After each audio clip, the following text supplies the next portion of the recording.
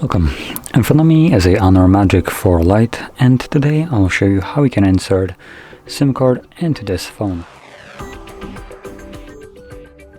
Now to get started, you'll need to grab a SIM eject tool, which comes provided with the device somewhere in the box, but you can also use a paper clip, straighten out one of the ends and it should work just as well.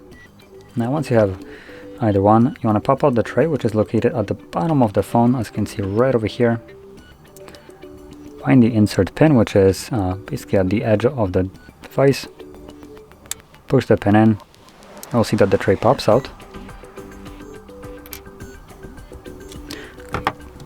Once you take it out, you'll have space for 2 SIM cards on either side. You can occupy both of those spots or just one. It really depends on how many cards you use. I'll just use the one. Now it doesn't matter which one you put your card in. If you're planning to use one, you can put it at the front or the back. From there, insert it back into your phone, and the card should start working right away. And there we go. Now I'm gonna confirm my PIN for the SIM card. This will unlock it, and there we go. So that's all it takes. So anyway, if you found this very helpful, don't forget to hit like, subscribe, and thanks for watching.